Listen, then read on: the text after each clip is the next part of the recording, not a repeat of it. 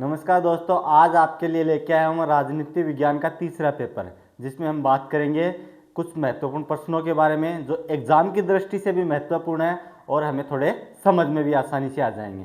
तो बिना देर किए चलिए शुरू करते हैं।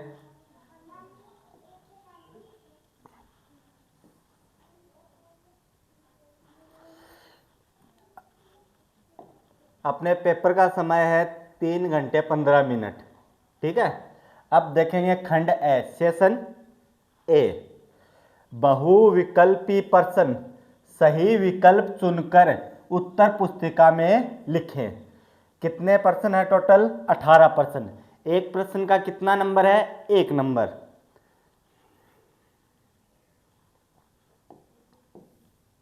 पहला प्रश्न है, सोवियत संघ के अंतिम राष्ट्रपति मिखाइल गोर्बाचेव ने कौन सी 2 नीतियां चलाई थी?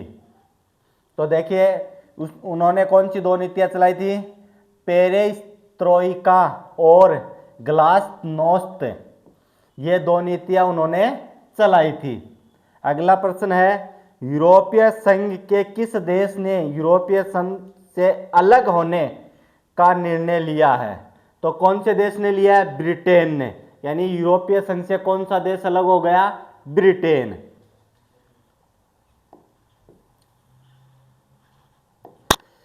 अगला प्रश्न है, दक्षिणी एशियाई मुक्त व्यापार क्षेत्र समझौता सॉफ्टा किस वर्ष प्रभावी हुआ था? तो देखिए दक्षिणी एशियाई देशों में कौन कौन आते हैं? भारत आता है, उनमें श्रीलंका आता है, मालदीव आता है, नेपाल आता है। ठीक है, तो ये कौन सी वर्ष प्रभावी हुआ था? 2006 में। संयुक्त राष्ट्र संघ के वर्तमान महासचिव एंटोनियो गुटेरेस किस देश के निवासी हैं? संयुक्त राष्ट्र संघ के वर्तमान महासचिव एंटोनियो गुटेरेस किस देश के निवासी? विकल्प है ब्राजील, पुर्तगाल, दक्षिणी कोरिया, घाना। तो वो कौन से देश के निवासी हैं? पुर्तगाल के। सुरक्षा का बुनियादी अर्थ क्या होता है? युद्ध से मुक्ति, गरीबी से मुक्ति, खतरों से आज़ादी, हथियारों का संग्रह। तो देखिए सुरक्षा का बुनियादी अर्थ होता है खतरों से आज़ादी। विश्व की साझी विरासत में निम्नलिखित में क्या शामिल नहीं है? बाहरी अंतरिक्ष, समुद्री सतह, अंटार्कटिका, किसी देश का निजी क्षेत्र। तो देखिए विश्व की साझी विरासत क्या शामिल नहीं है? किसी देश का निजी क्षेत्र। किसी भी देश का निजी क्षेत्र उस देश के निवासी का होता है और उस पर निर्णय लेने का अंतिम अधिकार वहां की सरकार का होता है। वैश्वीकरण के उदय का सबसे मुख्य कारण क्या है? राजनीति, धर्म, प्रौद्योगिकी, जनसंख्या वृद्धि। तो वैश्वीकरण के उदय का प्रमुख कारण क्या है भाई? विज्ञान तरक्की। और विज्ञान तरक्की को क्या कहते हैं? प्रौद्योगिकी। भारत में राज्य पुनर्गठन अधिनियम किस वर्ष से लागू किया गया? 1950, 1952, 1956, 1960। तो देखिए राज्य पुनर्गठन अधिनियम 1956 में लागू किया गया था। कौन सी समिति की सिफारिश पर? फैजल अली समिति की सिफारिश पर।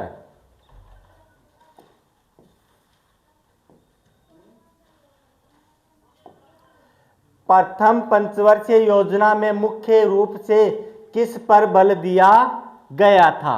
यानी जो पहली पंचवर्षीय योजना थी उसके ऊपर मुख्य रूप से किसके ऊपर बल दिया गया था? उद्योग, कृषि, सेवा क्षेत्र, परिवहन। उद्योग पर विशेष महत्व दिया गया था। यानी पहली पंचवर्षीय योजना में उद्योग पर महत्वपूर्ण ध्यान दिया गया था। जय जवान जय किसान का नारा देने वाले प्रधानमंत्री कौन थे? लाल बहादुर शास्त्री। 1965 में भारत पाक युद्ध के समय भारत के प्रधानमंत्री कौन थे? श्री लाल बहादुर शास्त्री। उन्होंने जय जवान जय किसान का नारा दिया था। व्यक्तिगत दृष्टि से वो भारत के तीसरे प्रधानमंत्री थे, लेकिन व्यवहारिक तौर पे वो दूसरे प्रधानमंत्री माने जाते हैं। पंडित जवाहरलाल नेहरू की मृत्यु के बाद गुलजारीलाल नंदा को कार्यवाहक प्रधानमंत्री बनाया गया था। सिंडिकेट से क्या तात्पर्य था? छात्र संगठन, कांग्रेस के भीतर प्रभावशाली नेताओं का समूह है, विदेशी व्यापारियों का दल, विपक्ष की गठबंधन। तो सिंडिकेट का मतलब है कांग्रेस के भीतर प्रभावशाली नेताओं का समूह है। और इस सिंडिकेट का जो मुखिया था कौन था? के कामराज।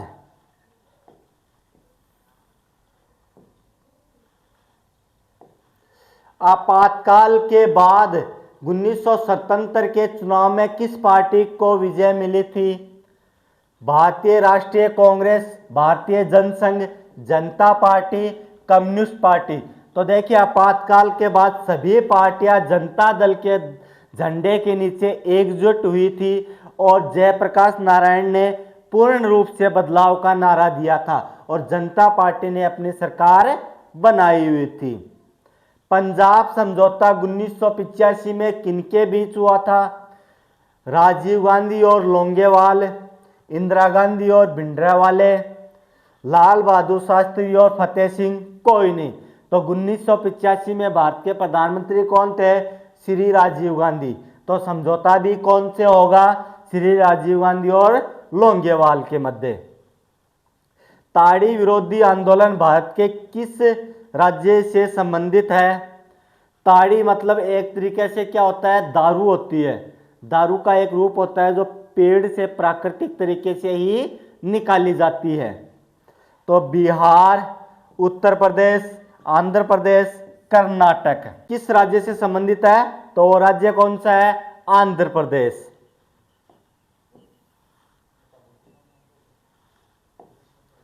नर्मदा बचाओ आंदोलन की मुख्य नेता कौन? मेघा पाटकर, स्वामीनाथन, सुंदरलाल, मेनका गांधी। तो नर्मदा बचाओ आंदोलन की मुख्य नेता थी मेघा पाटकर। सुरक्षा परिषद के अस्थायी सदस्यों का कार्यकाल कितने वर्ष का होता है? तो अस्थायी सदस्यों का कार्यकाल 2 वर्ष का होता है। 5 स्थायी देश है और 10 अस्थायी देश है। 5 स्थायी देश में कौन कौन है? अमेरिका, रूस, चीन, इंग्लैंड और फ्रांस। निशस्त्रीकरण का अर्थ क्या है? हथियारों को बनाना, हथियारों को कम करना या समाप्त करना, सेना बढ़ाना, परमाणु युद्ध। तो इसका मुख्य उद्देश्य है हथियारों को कम करना या समाप्त करना।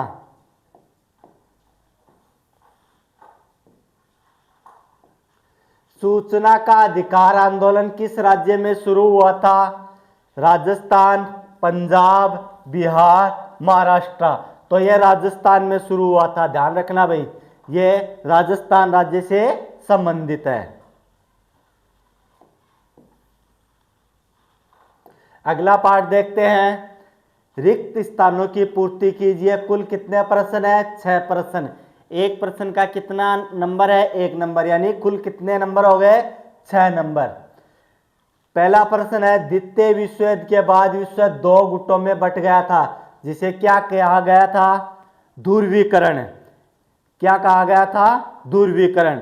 यानी एक तरफ कौन था? अमेरिका। दूसरी तरफ कौन था? यूएस। सार्क का मुख्यालय कहाँ है? सार्क का मुख्यालय कहाँ है भाई? सार्क का मुख्यालय नेपाल, काठमांडू में है। भारत में हरित क्रांति के जनक माने जाते हैं स्वामीनाथन। कौन माने जाते हैं? स्वामीनाथन।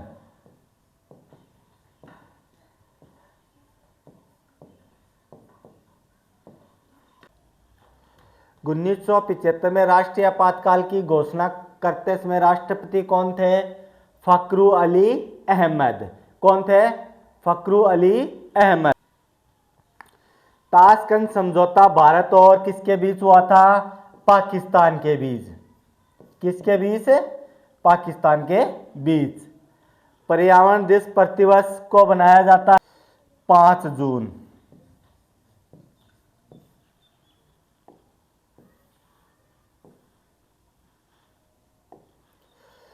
अब देखेंगे तीसरा प्रश्न, अति लघुरात्मक प्रश्न कितने हैं, एक एक पंक्ति में उत्तर देना है। कुल 10 प्रश्न है। 10 पहला प्रश्न है 1974 में रेल हड़ताल के नेता कौन थे। देखेंगे 1974 की रेल हड़ताल के नेता जॉर्ज वर्तमान में कौन सी पार्टी से जुड़े हुए थे, भाजपा से थे। सोवियत राजनीति प्रणाली की धुरी कौन सी पार्टी थी, सोवियत राजनीति कौन सी थी, कम्युनिस्ट पार्टी, साम्यवादी पार्टी। सोवियत में कौन सी सरकार थी, साम्यवादी सरकार थी। आसियान शैली से क्या अभिप्राय है, आसियान के सदस्यों के बीच अनौपचारिक टकराव रहित और सहयोगात्मक बातचीत करने के तरीके को आसियान शैली कहा जाता है।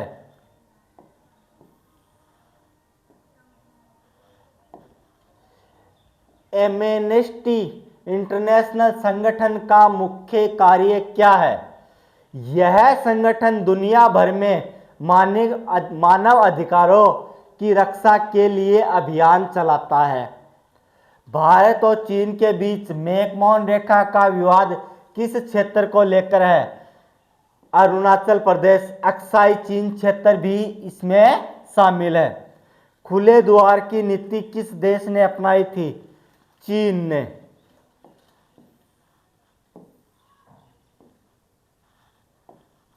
भारत के प्रथम भारतीय गवर्नर जनरल कौन थे, सी राजगोपालाचारी। मिल्कमैन ऑफ इंडिया के नाम से किसे जाना जाता है, वर्गीज कुरियन। 1960 के दशक में कांग्रेस के भीतर सिंडिकेट समूह के अगुवा कौन थे, आपको बताया था के कामराज। बहुजन समाज पार्टी के संस्थापक का नाम लिखिए, काशीराम जी।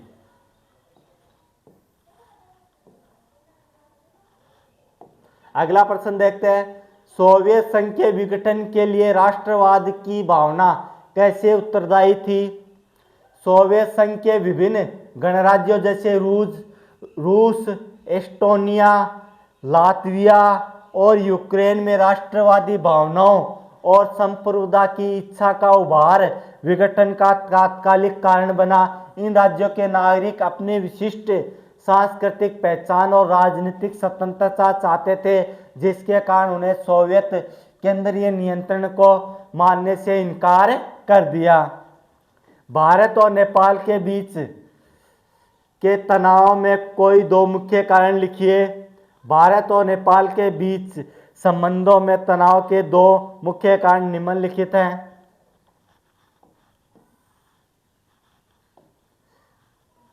चीन के साथ बढ़ती नजदीकियां, नेपाल का चीन की ओर झुकाव, सुरक्षा समझौते के कारण भारत अपनी सुरक्षा को लेकर चिंतित रहता है। सीमा विवाद, काला पानी, लेपुलेख और सुस्ता जैसे क्षेत्रों को लेकर दोनों देशों के बीच क्षेत्रीय सीमा विवाद तनाव का एक बड़ा कारण है। विश्व बैंक के किन्हीं दो मुख्य कार्यों का वर्णन कीजिए। विश्व बैंक विकासशील देशों को ऋण, यह सदस्य देशों को शिक्षा, स्वास्थ्य और बुनियादी ढांचे के विकास के लिए कम ब्याज दर पर ऋण और अनुदान प्रदान करता है। तकनीकी सहायता, विश्व बैंक गरीब देशों को आर्थिक नीतियों और सुधारों को लागू करने के लिए सलाह और तकनीकी मदद भी देता है। साझी परंतु अलग अलग जिम्मेदारियों के सिद्धांत का क्या अर्थ है। इसका अर्थ है कि पर्यावरण की रक्षा करना पूरे विश्व की साझी जिम्मेदारी है, लेकिन विकसित देशों ने प्रदूषण अधिक फैलाया, इसलिए अपनी जिम्मेदारी अधिक होनी चाहिए। विकासशील देशों पर पर्यावरण संरक्षण के कड़े नियम कम लागू होते हैं ताकि उनका विकास प्रभावित ना हो। भारतीय राजनीति में कांग्रेस प्रणाली से आप क्या समझते हैं। आज़ादी के शुरुआती दशक 1950-60 में भारत में एक ही पार्टी कांग्रेस का प्रभुत्व था। रजनी कोठारी ने इसे कांग्रेस प्रणाली कहा है क्योंकि कांग्रेस के भीतर ही विभिन्न विचारधाराओं वाले गुट शामिल थे और वह विपक्षी दलों की भूमिका को भी स्वयं के भीतर ही सम्मिलित कर लेते थी। वामपंथी और दक्षिणपंथी विचारधारा के मुख्य अंतर को स्पष्ट कीजिए। वामपंथी और दक्षिणपंथी विचारधारा में अंतर निम्नलिखित है। वामपंथी यह विचारधारा गरीब और पिछड़ों के अधिकारों का समर्थन करती है और बाजार पर सरकारी नियंत्रण का जोर देती है। दक्षिणपंथी यह मुक्त बाजार नीति, प्रतिस्पर्धा को कम सरकारी हस्तक्षेप का समर्थन करती है और साथ ही परंपराओं को बनाए रखने पर बल देती है। भारत की परमाणु नीति के दो मुख्य बिंदु लिखिए। भारत की परमाणु नीति के दो मुख्य बिंदु निम्नलिखित हैं। प्रथम, प्रयोग नहीं। भारत अपनी सुरक्षा के लिए परमाणु हथियार रखेगा लेकिन किसी भी देश पर पहले परमाणु हमला नहीं करेगा। न्यूनतम विश्वसनीय प्रतिरोध। भारत केवल उतना ही परमाणु क्षमता विकसित करेगा जो दुश्मन को डराने और आत्मरक्षा के लिए पर्याप्त हो। 1974 में संपूर्ण क्रांति का नारा किसने दिया और इसका मुख्य लक्ष्य क्या था? जयप्रकाश नारायण। मैंने आपको बताया था, एबेसेड में प्रश्न आया था, मैंने आपको बताया था संपूर्ण क्रांति का नारा किसने दिया था? जयप्रकाश नारायण ने दिया था। इसका मुख्य लक्ष्य केवल सत्ता परिवर्तन नहीं बल्कि समाज, राजनीति, अर्थव्यवस्था में एक बुनियादी बदलाव लाना था ताकि भ्रष्टाचार को मिटाया जा सके और सच्चे लोकतंत्र की स्थापना की जा सके। क्षेत्रीय आकांक्षाओं से क्या अभिप्राय है? उदाहरण सहित बताइए। जब किसी क्षेत्र के लोग अपनी विशिष्ट भाषा, संस्कृति, विकास की जरूरतों के आधार पर अधिक स्वायत्तता या अलग राज्य की मांग करते हैं तो उसे क्षेत्रीय आकांक्षा कहते हैं। उदाहरण के लिए पंजाब में स्वायत्तता की मांग या पूर्वोत्तर राज्यों में अलगाववादी आंदोलन।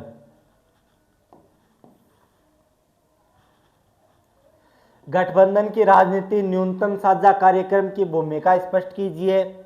जब अलग अलग विचारधारा वाली पार्टियां मिलकर सरकार बनाती है तो एक साझा दस्तावेज तैयार करती है जिसे न्यूनतम साझा कार्यक्रम कहते हैं। यह उन सामान्य नीतियों की सूची होती है जिन पर सभी गठबंधन साथी सहमत होते हैं ताकि सरकार बिना किसी बड़े मतभेद के चल सके।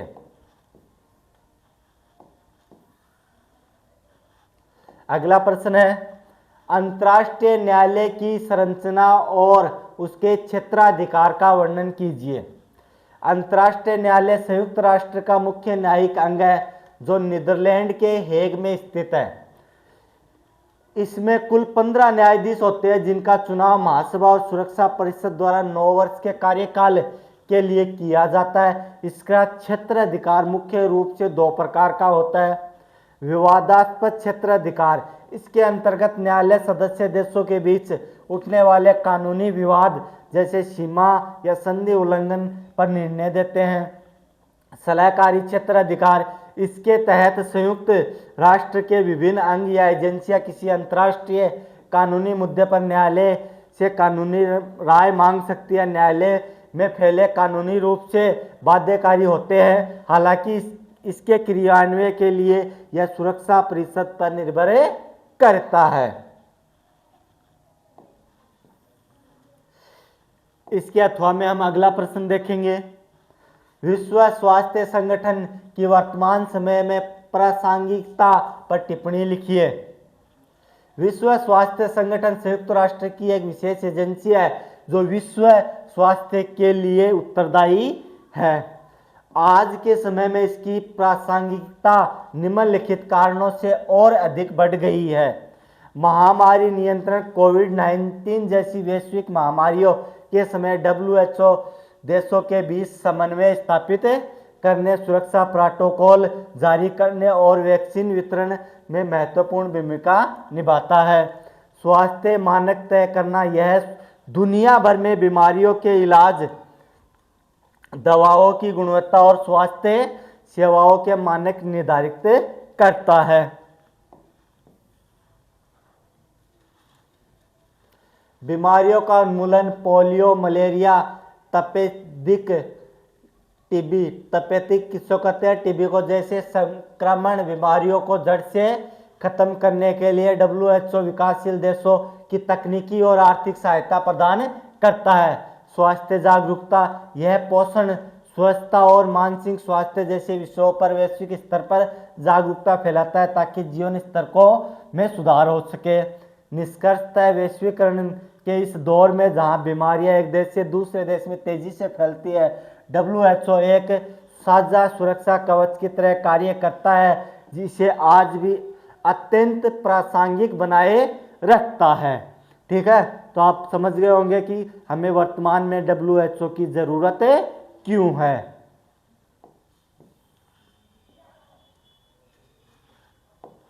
प्रश्न है, मानव अधिकारों की रक्षा में संयुक्त राष्ट्र संघ की भूमिका का मूल्यांकन कीजिए। मानव अधिकारों की रक्षा में संयुक्त राष्ट्र संघ की भूमिका अत्यंत महत्वपूर्ण है जिसका मूल्यांकन निम्नलिखित बिंदुओं के आधार पर किया जा सकता है। मानव अधिकारों की सार्वभौम घोषणा UDHR संयुक्त राष्ट्र संघ ने 10 दिसंबर 1948 को UDHR को अपनाया। इसका क्या मतलब होता है? मानव अधिकार, जिसने वैश्विक स्तर पर बुनियादी मानव अधिकारों का एक मानक स्थापित किया। निगरानी और सुरक्षा, संयुक्त राष्ट्र संघ मानव अधिकार परिषद विभिन्न देशों में मानव अधिकारों के उल्लंघन की जांच करती है और उन पर रिपोर्ट जारी करती है ताकि वैश्विक दबाव बनाया जा सके। संस्थागत ढांचा, एमनेस्टी इंटरनेशनल और ह्यूमन राइट्स वॉच जैसे गैर सरकारी संगठनों के साथ मिलकर UN पूरी दुनिया भर में अत्याचारों को उजागर करने और पीड़ितों को न्याय दिलाने का कार्य करता है।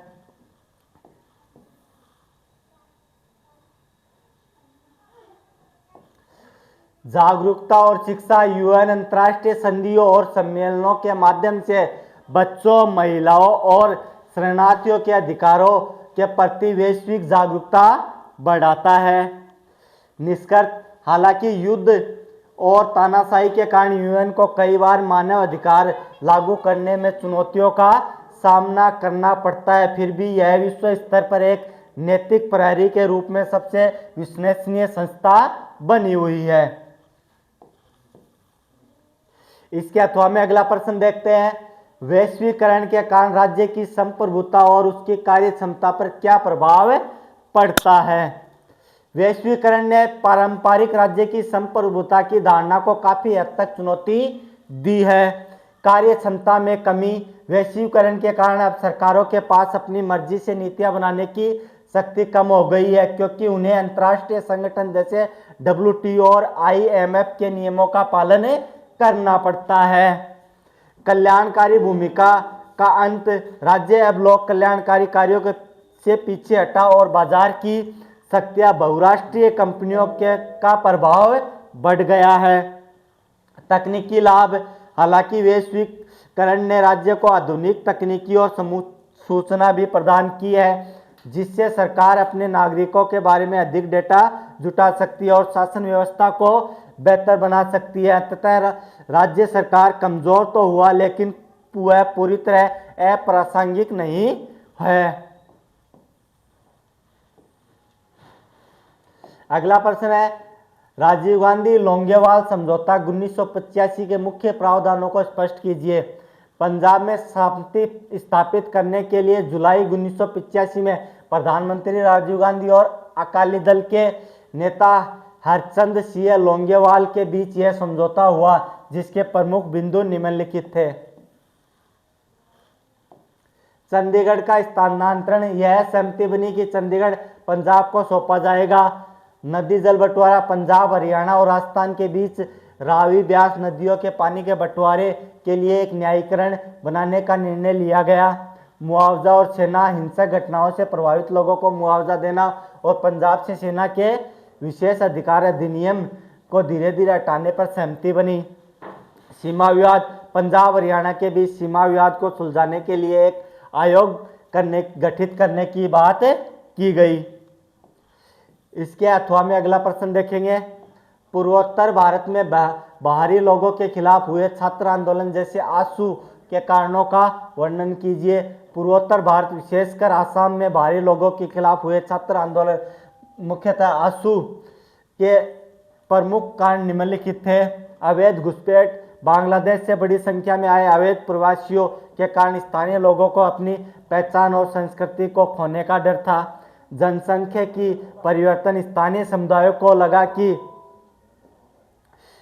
बाहरी लोगों की बढ़ती जनसंख्या उन्हें अपने राज्य में अल्पसंख्यक बना देगी और उनकी राजनीतिक शक्ति कम हो जाएगी। संसाधनों पर दबाव, जमीनी रोजगार और प्राकृतिक संसाधनों पर भारी लोगों के बढ़ते नियंत्रण से स्थानीय युवाओं में भारी असंतोष पैदा हो गया।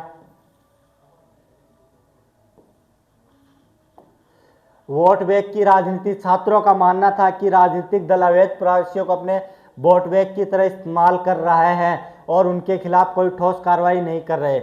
आर्थिक पिछड़ापन, इस क्षेत्र की उपेक्षा और गरीबी के बीच प्रवासियों का बोझ स्थानीय लोगों को अन्यायपूर्ण लगा। इन्हीं कारणों से 1979 में आसू के नेतृत्व में एक विशाल आंदोलन शुरू हुआ, जिसका अंत 1985 के असम समझौते के साथ हुआ था। अगला प्रश्न है, सोवियत राजनीतिक प्रणाली की प्रमुख विशेषता और उनकी कमियों का विस्तार से वर्णन कीजिए। सोवियत प्रणाली 1917 में रूसी क्रांति के बाद अस्तित्व में आई, जिसका मुख्य आधार समाजवादी आदर्श और समाजमूलक समाज की स्थापना करना था। प्रमुख विशेषताएं: समाजवादी आधार। यह प्रणाली निजी संपत्ति के विरोध और सार्वजनिक स्वामित्व सिद्धांतों पर आधारित थी। एक दलीय शासन। सोवियत संघ में केवल एक ही पार्टी, कम्युनिस्ट पार्टी का शासन था और किसी अन्य विपक्षी दल की अनुमति नहीं थी। नियोजित अर्थव्यवस्था। राज्य अर्थव्यवस्था पर पूर्ण नियंत्रण रखता। उत्पादन और वितरण के साधन राज्य के स्वामित्व में थे। बुनियादी सुविधाएं। सरकार नागरिकों को स्वास्थ्य, शिक्षा और परिवहन जैसी बुनियादी जरूरतें बहुत कम कीमत पर उपलब्ध कराती थी। रोजगार की गारंटी। सोवियत प्रणाली में बेरोजगारी लगभग शून्य थी और हर नागरिक को काम देने के लिए प्रतिबद्ध था।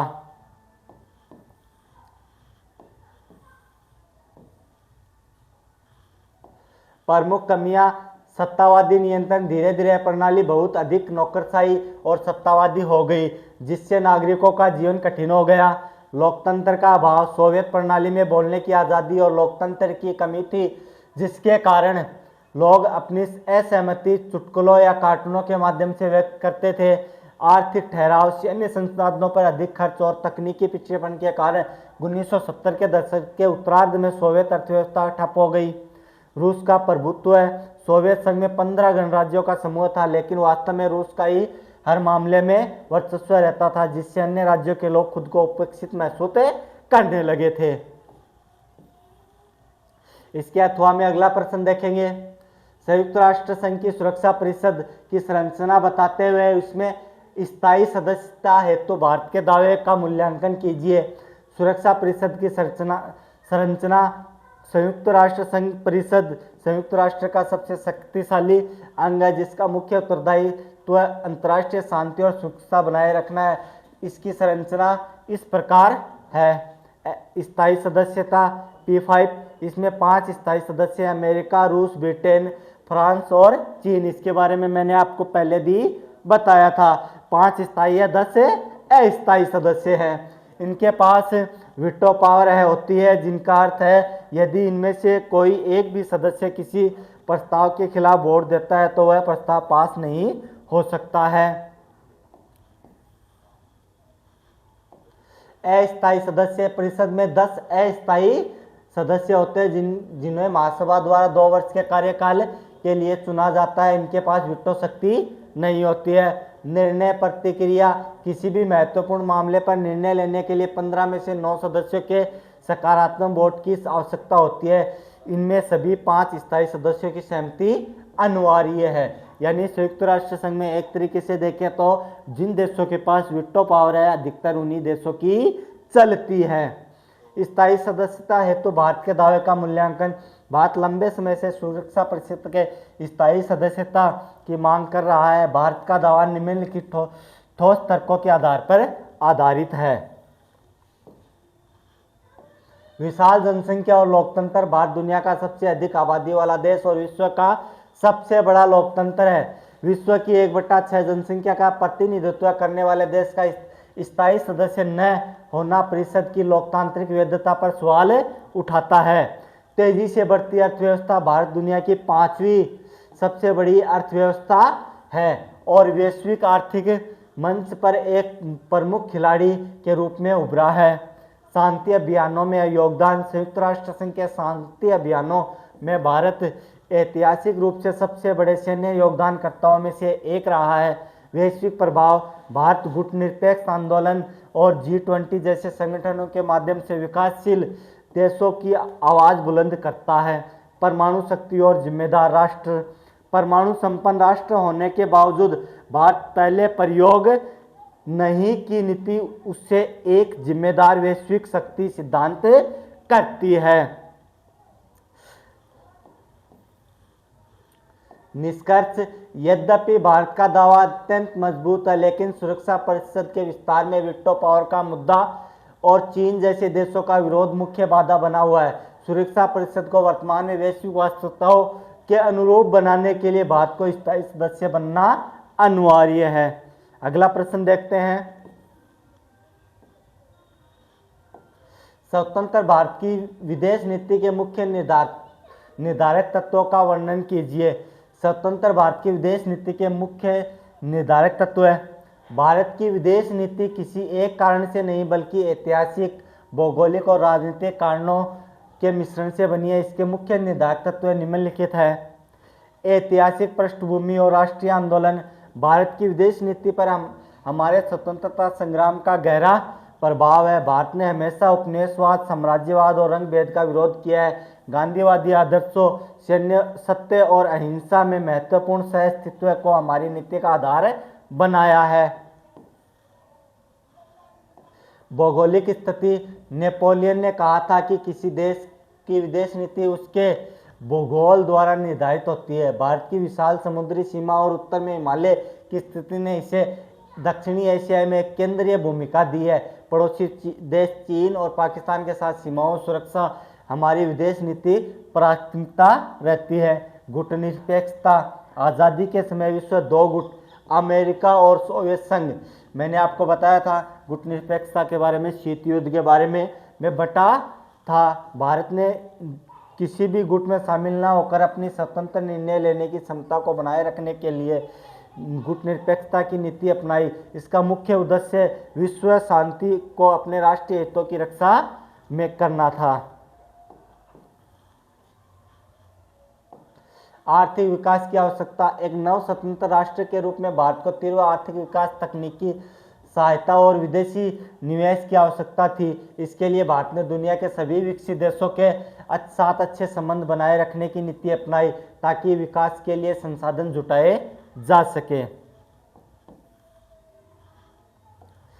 पंडित नेहरू का व्यक्तित्व, भारत के प्रथम प्रधानमंत्री, विदेश मंत्री के रूप में जवाहरलाल नेहरू ने भारतीय विदेश नीति की रूपरेखा तैयार की। उनके पंचशील सिद्धांत, हस्तक्षेप, शांतिपूर्ण सहअस्तित्व आदि ने भारत को विश्व स्तर पर एक नैतिक शक्ति के रूप में स्थापित किया। राष्ट्रहित, किसी भी देश की तरह भारत की विदेश नीति का अंतिम लक्ष्य अपने क्षेत्रीय हितों जैसे क्षेत्रीय अखंडता, ऊर्जा सुरक्षा और आतंकवाद का खात्मा करना है। निष्कर्ष, भारत की विदेश नीति वसुधैव कुटुंब, पूरा विश्व एक परिवार है, के प्राचीन आदर्श और आधुनिक यथार्थवाद का संतुलन है। समय के साथ इसमें बदलाव आए हैं, लेकिन शांति, विकास और संप्रभुता इसके मूल तत्व है, आज भी वही हैं। तो हम देख रहे हैं कि भारत की एक भौगोलिक स्थिति और राजनीतिक स्थिति किस तरह विश्व में शांति योगदान के लिए महत्वपूर्ण है। इसके अथवा में हम अगला प्रश्न देखते हैं। 1975 के आपातकाल के दौरान लोकतांत्रिक संस्थाओं और नागरिक अधिकारों पर क्या प्रभाव पड़ा, सविस्तार समझाइए। 1975 में प्रधानमंत्री इंदिरा गांधी द्वारा लगाए गए आपातकाल को भारतीय लोकतंत्र के इतिहास का सबसे विवादास्पद काल माना जाता है। 25 जून 1975 से 21 मार्च 1977 देश में इन 21 महीनों में लोकतांत्रिक संस्थाओं और नागरिकों के अधिकारों पर निम्नलिखित प्रभाव पड़े थे। नागरिक अधिकारों का निलंबन, मौलिक अधिकारों की समाप्ति, आपातकाल की घोषणा के साथ ही संविधान के अनुच्छेद 19 के तहत मिलने वाली सभी स्वतंत्रता, भाषण, अभिव्यक्ति, सभा करने की आज़ादी को निलंबित कर दिया गया। निवारक निरोध, सरकार ने मिसा जैसे कई कड़े कानून का उपयोग कर विपक्षी नेताओं को बिना किसी मुकदमे के जेल में डाल दिया। जयप्रकाश नारायण, मोरारजी देसाई और अटल बिहारी वाजपेयी जैसे हजारों नेताओं को गिरफ्तार किया गया। बंदी प्रत्यक्षीकरण कांत, सुप्रीम कोर्ट ने एडीएम जबलपुर बनाम शिवकांत शुक्ला मामले में यह निर्णय दिया कि आपातकाल के दौरान सरकार किसी व्यक्ति को बिना कारण बताए गिरफ्तार कर सकती है और नागरिक अपने जीवन के अधिकार अनुच्छेद 21 के लिए भी अदालत नहीं जा सकते हैं। लोकतांत्रिक संस्थाओं पर प्रभाव, प्रेस सेंसरशिप, प्रेस की आज़ादी को पूरी तरह खत्म कर दिया गया। अखबारों को कुछ भी छापने से पहले सरकार की अनुमति लेनी पड़ती थी। कई अखबारों ने विरोध स्वरूप अपने संपादकीय पृष्ठ खाली छोड़ दिए थे। न्यायपालिका की शक्तियों में कटौती, 42वें संविधान संशोधन के माध्यम से न्यायपालिका की समीक्षा करने की शक्ति को सीमित कर दिया गया। सरकार ने अपनी पसंद के न्यायाधीशों की नियुक्ति कर एक प्रतिबद्ध न्यायपालिका बनाने का प्रयास किया। संसद और संघीय ढांचा, संसद की भूमिका केवल रबर स्टैंप जैसी रह गई थी। केंद्र सरकार ने राज्य सरकारों को निर्देश देने के असीमित अधिकार प्राप्त कर लिए, जिससे भारत का संघीय ढांचा वास्तविक रूप से एकात्मक बन गया। लोकसभा का कार्यकाल भी 5 वर्ष से बढ़ाकर 6 वर्ष कर दिया गया। इस दौरान नसबंदी जैसे कार्यक्रम जबरन लागू किए गए, जिससे जनता में भारी आक्रोश फैला। 1975 के आपातकाल ने दिखाया कि लोकतांत्रिक संस्थाएं कितनी भंगुर हो सकती है। हालांकि इसके बाद हुए 44 संविधान संशोधन 1978 ने इन संस्थाओं को भविष्य के लिए और अधिक मजबूत बनाने का प्रयास किया। स्वतंत्रता के समय रजवाड़ों के विलय की समस्या और सरदार पटेल की सूझबूझ का आलोचनात्मक वर्णन कीजिए। इस बारे में हमने पहले भी बात की थी कि सरदार पटेल के नेतृत्व में एक आयोग का गठन किया गया था, जिस आयोग का मुख्य उद्देश्य था सभी रजवाड़ों को एक कर अखंड भारत का निर्माण करना था और उसके सचिव थे वीपी मेनन। समस्या, स्वतंत्रता के समय भारत में लगभग 565 देशी रियासतें रजवाड़े थी। ब्रिटिश सरकार ने घोषणा की थी कि ये रियासतें अपनी मर्जी से भारत या पाकिस्तान में शामिल हो सकती हैं या वो स्वतंत्र रह सकती है। इससे भारत खंडित होने और उसकी एकता को बड़ा खतरा पैदा हो गया था। सरदार पटेल की सूझबूझ, कूटनीतिक प्रयास। भारत के प्रथम गृह मंत्री सरदार वल्लभ भाई पटेल ने अपनी ऐतिहासिक भूमिका निभाते हुए रजवाड़ों के शासकों से बात की, उन्हें तर्क, कूटनीति और आवश्यकता पड़ने पर बल का प्रयोग कर उन्हें भारतीय संघ में शामिल होने के लिए मनाया था। सरदार पटेल भारत के पहले उप प्रधानमंत्री भी रहे हैं। इंस्ट्रूमेंट ऑफ एक्सेशन, पटेल ने शासकों को सहमति पत्र पर हस्ताक्षर करने के लिए प्रेरित किया, जिसे इंस्ट्रूमेंट ऑफ एक्शन कहा जाता था। इसका अर्थ था कि भारतीय संघ का हिस्सा बनने के लिए तैयार है। कठिन रियासतों का विलय, जूनागढ़, हैदराबाद, कश्मीर और मणिपुर जैसी रियासतों का विलय सबसे चुनौतीपूर्ण था। हैदराबाद निजाम के खिलाफ सैन्य कार्रवाई ऑपरेशन पोलो करनी पड़ी, जबकि मणिपुर में जनमत के दबाव और महाराज के साथ बातचीत से विलय संभव हुआ था।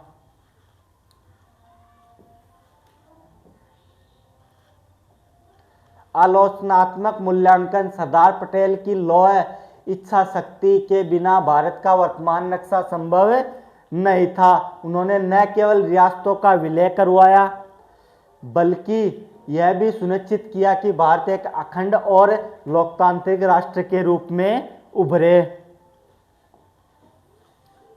इसके अथवा में अगला प्रश्न देखते हैं। 1989 के बाद भारतीय राजनीति में आए प्रमुख बदलाव, मंडल मुद्दा, अयोध्या विवाद और नई आर्थिक नीति का विश्लेषण कीजिए। यानी 1980 के बाद जो भारत की राजनीति में जो बदलाव आए हैं उनके बारे में हम इसके बारे में देखेंगे।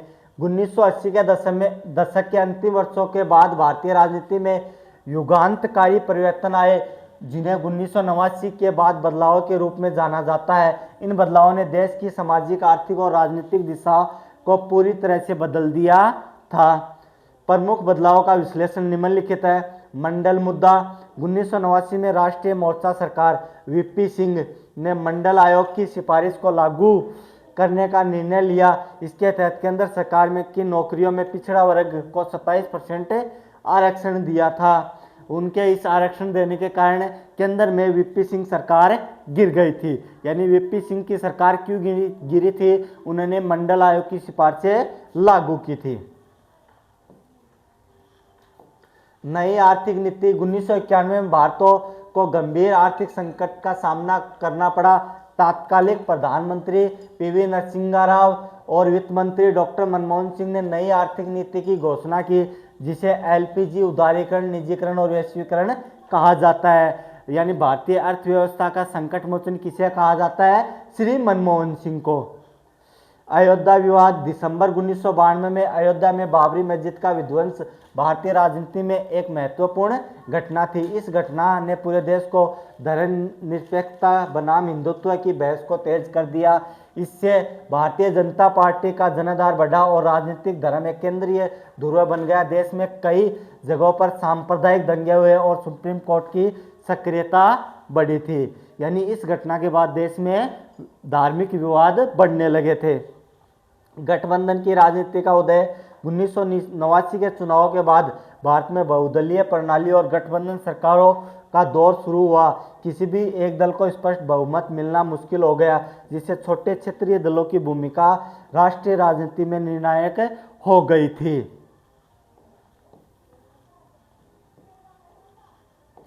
निष्कर्ष।